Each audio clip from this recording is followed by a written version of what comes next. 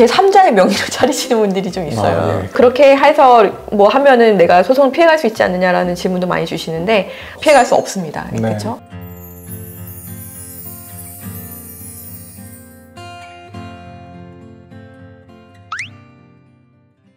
안녕하세요. 법률사무소 봄의 대표 변호사 정현주, 법률사무소 봄 대표 변호사 이완수입니다.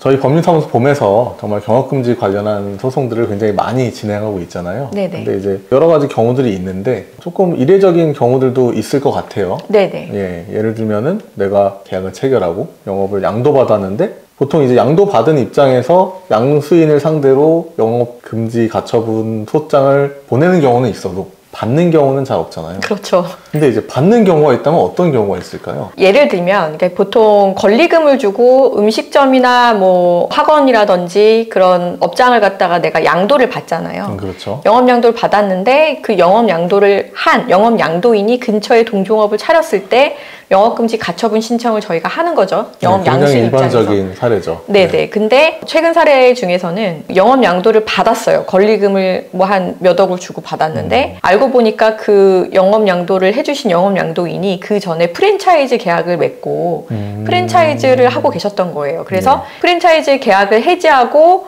이제 권리금을 받고 팔았는데 그 프랜차이즈 대표가 권리금을 받고 영업을 하고 있는 영업 양수인을 상대로 영업금지 가처분 신청을 한 사례가 있었습니다. 결국에는 기존의 어떤 프랜차이즈 계약 체결한 상대방이 가게를 넘기니까 네. 이 가게 넘겨받은 사람한테 소송을 걸었다는 거잖아요. 그렇죠. 예. 영업 양도를 받으신 분은 사실 영업 양도인과 아무 관련이 없는 분이었어요. 하지만 프랜차이즈 대표가 봤을 때는 둘이 무슨 모종의 거래가 있었는지 아니면은 어찌 됐든 간에 나의 프랜차이즈에서 이제 보호하려고 하는 어떤 가맹 계약의 어떤 내용들에 대해서 너가 그냥 무상으로 뭐 쓰고 있는 거 아니냐. 그래서 부정경쟁 방지법 위반 그리고 상표권 뭐 이런 것들로 이제 영업금지 가처분을 걸고 또 뭐 형사고소도 사실 가능하거든요. 이런 경우에. 그렇죠. 그렇게 해가지고 어이없게 소장을 받은 그런 사례들이 있었고요. 근데 이런 경우에도 영업금지 가처분 신청이 인용이 돼버리면 결국에는 내가 영업을 못하고 그냥 나가야 되잖아요. 그렇죠. 심지어 내가 돈을 주고 양도를 받은 상황인데 말이죠. 권리금도 날리고 갑자기 폐업을 해야 되고 이런 상황이 되다 보니까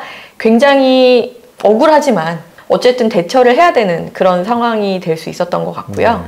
그리고 또 한 사례가 있었는데 영업 양도를 했어요. 권리금을 받고. 그랬는데 그 영업 양도인이 또 영업 양도를 한 거예요. 그러니까 A가 B한테 영업 양도를 하고 B가 C한테 영업 양도를 했는데 그럼 이제 C는 사실상 B한테만 계약을 체결한 상황이죠. 그렇죠. 그랬는데 최초에 영업 양도를 했던 A가 바로 근처에 동종업을 차린 거예요. 그 기간이 그렇게 길진 않아요. 한 1년 이내에 일어난 일이긴 한데 어쨌든 간에 C는 B로부터 권리금을 주고서 영업양도를 받았는데 A가 바로 근처에 거의 옆 건물에 동종업을 차렸습니다. 그래서 영업금지 가처분 신청을 했던 그런 사례가 있었고 이건 이제 대법원 판결이 있어요.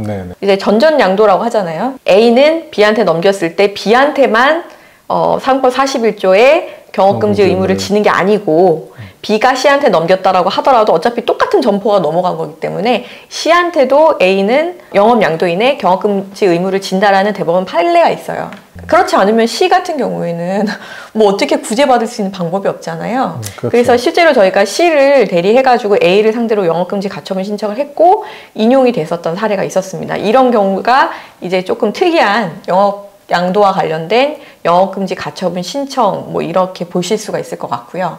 아까 첫 번째 사례 같은 경우에도 영업금지 가처분 신청을 하려면 이제 피보전 권리가 있어야 되잖아요. 그렇죠. 근데 보통은 피보전 권리가 상법 41조의 경업금지 의무 또는 경업금지 약정을 사적으로 체결했을 때 그 경업금지 약정이 피보전 권리가 되는데 이 경우에는 이제 상표권이라든지 어떤 가맹계약 관련된 뭐 부정경쟁 방지법이라든지 이게 피보전 권리가 돼서 영업금지 가처분 신청이 들어왔던 사례였습니다. 그리고 저희가 이제 하나 더 말씀을 드리자면은 경업금지 약정이나 경업금지 의무가 있다는 거를 꽤 많은 분들이 이제 아세요. 근데 근처에 동종업을 차리고는 싶은 거야.